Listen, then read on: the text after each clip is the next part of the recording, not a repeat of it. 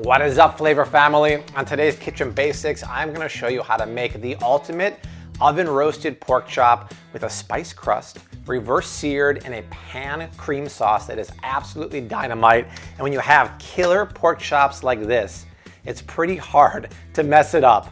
And when you add the seasonings and the sauce, it's gonna be next level. So before we get on to this recipe, hook me up. Subscribe to my channel because every week we are rocking out 2, hey, sometimes 3 recipes, and I would love for you to join the Flav City community. All right, in front of me, I have 2 big boy next level pork chops. All right, check these out. These are from a market in Chicago called Publican Quality Meats. They're locally raised, pasture raised, good quality, but most importantly, they're thick cut. This recipe only works with about 1.5 to 2 inch thick pork chops. So no matter where you get them, make sure they're nice and thick.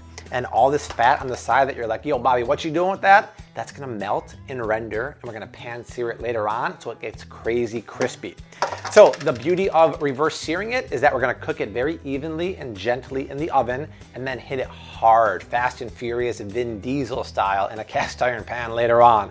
But before that goes in the oven, we're gonna make a spice rub and hit this up with some salt so we get a lot of flavor going on. So in front of me, I have some sweet paprika, some coriander powder, and some fennel powder. Really, really nice flavors that'll complement the flavors of the pork. So let's do a teaspoon-ish of fennel powder, a teaspoon of coriander, and about a teaspoon of sweet paprika.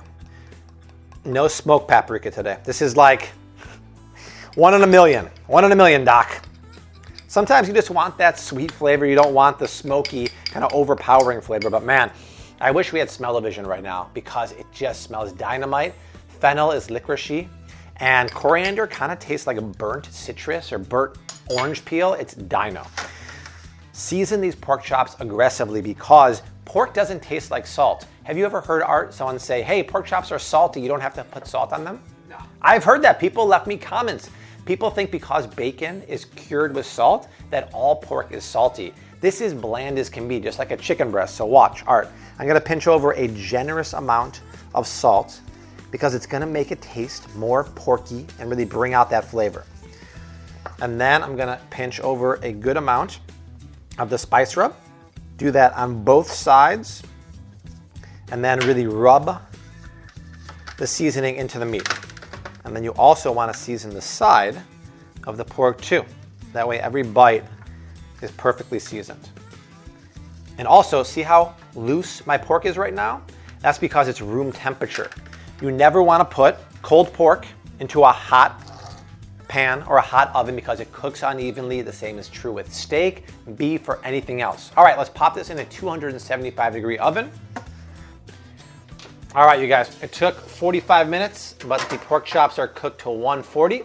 I have the probe thermometer in there just to make sure. Okay, so the pork chops are cooked through, but if you look at the exterior, you'll see they're not caramelized, right? They still look kind of pale. That's because we're reverse searing. And the beauty of this is that it's perfectly cooked inside. Now I'm preheating right back here a cast iron pan over medium-high heat. And I wanna get this guy really hot, so all I do is sear the pork chop. This is the same technique we did in how to cook the perfect steak 4 different ways. Just get it nice and crusty, and then we'll get the pork chops out. We're gonna make a pan sauce with the reserved kind of sticky bits on the bottom. It's gonna be great. So to sear, I wanna use a neutral flavored high heat oil. I'm gonna drizzle in about a tablespoon of avocado oil and wait for that to heat up.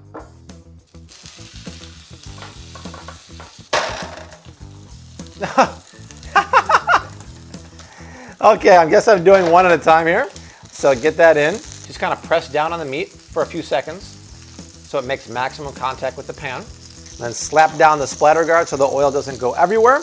Maybe a minute on each side until crusty. Then both sides, including that fat side, to really render out the fat. And I guess we're doing 2 batches because the pork chops are way too big and I underestimated the size of the pan. All right, that is what you want, you guys. See that beautiful, sizzling, caramely color? So let's do another minute on that side and then sear it on that beautiful fat. And then I'm just gonna hold it here for about 30 seconds to a minute. Even if you don't have that fat there, just do it on all sides so it gets nice and golden. All right, and then just move it to a clean plate and get the second pork chop in the pan. Push it down once again. So really important, you guys, is that you can't cut into that pork chop right now, right? Think about it. The juices inside are really, really hot. If I cut into this gorgeous pasture-raised pork chop right now, the juices are gonna run out and it's gonna dry out like that. So you can put it under tin foil and let it sit like this for a good 5, 10, 15 minutes, which is exactly what we're gonna do, because when that next one comes out, I'm gonna make the pan sauce. The last side here of the pork chop. All right, put that pork chop down. Absolutely gorgeous. Now I'm gonna cover those loosely in tin foil. Very carefully, a little bit of this fat in here. Throw a little bit of fresh avocado oil in here, and then toss in about a 1/4 cup of red onions, a pinch of salt, and a couple cracks of black pepper. So right now I'm building the quickest pan sauce ever. All that spice crust and sticky bits of the pork is on the bottom of the pan. I'm gonna cook the onions in that, then add some wine, some chicken stock, some cream, cook it down, add some stone ground or Dijon mustard, a little bit of horseradish. Sauce is done. Pour it all over those pork chops. Put it in my belly. That is good eating. All right, it's only been like a minute on the onions, but they're ready. Grab your favorite white wine. If it's good enough to drink, it's good enough to cook with. Splash in about a 1/4 cup. And keep in mind, you can drink wine on the keto diet. A 5-ounce glass of wine only has 3.1 carbs. Plus, we're reducing a lot of it right now. And then I'm gonna go in with the chicken stock. All right, check out the pan. 2 minutes later, almost all the wine has reduced. The onions are nice and jammy. Now I'll just tip in about, well, tip in more like splash in about 1/3 of a cup of chicken stock. We're gonna reduce the stock by about half, and then we'll add some heavy cream, reduce that, and then we're done. Check out the consistency of this sauce now, you guys. The stock has reduced really nicely. Lower the heat to medium-ish. Let's splash about a 1/4 cup of heavy cream in there. And that's gonna make it nice and thick and luxurious. I still wanna reduce that, but I wanna add a nice tang to it. So I was kinda deciding, Art, between these two things. Between stone ground mustard, prepared good quality horseradish, and I think we're gonna do both. It's gonna add a nice little extra creaminess to the sauce, and I think the horseradish is gonna add a nice kind of heat to it. So let's add a teaspoon of the stone ground mustard and about a 1/4 teaspoon-ish of the horseradish, and then another pinch of salt, a crack of pepper. It looks really good, you guys. I'm pretty excited to smother the pork chops. And you would think a sauce like this might be complicated, but it's not, right? It's just a few ingredients and using the leftover sticky bits from the pork chops.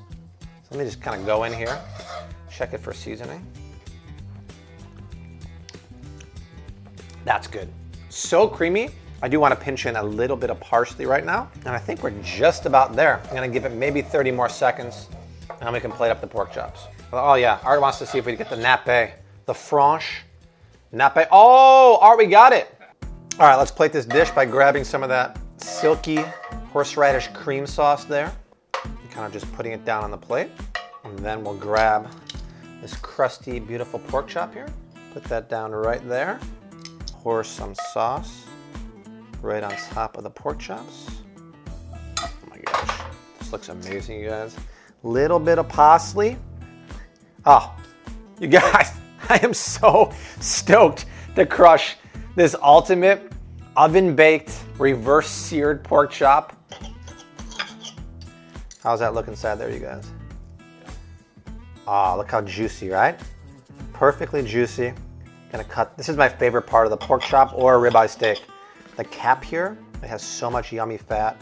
Kind of just swirl that around in the sauce.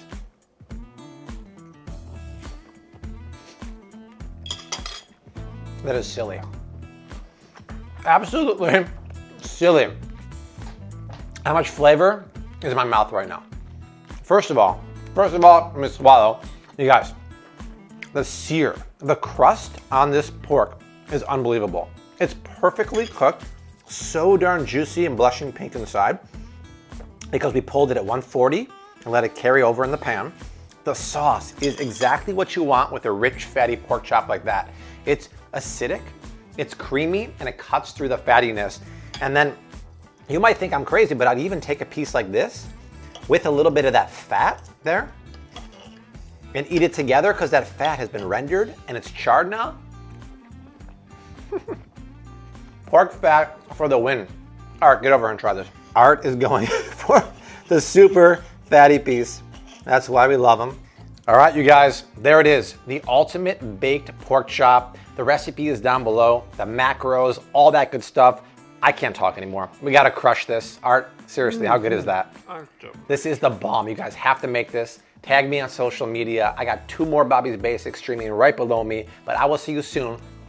Until then, hashtag keep on cooking, mad love, peace. Dang, that's good.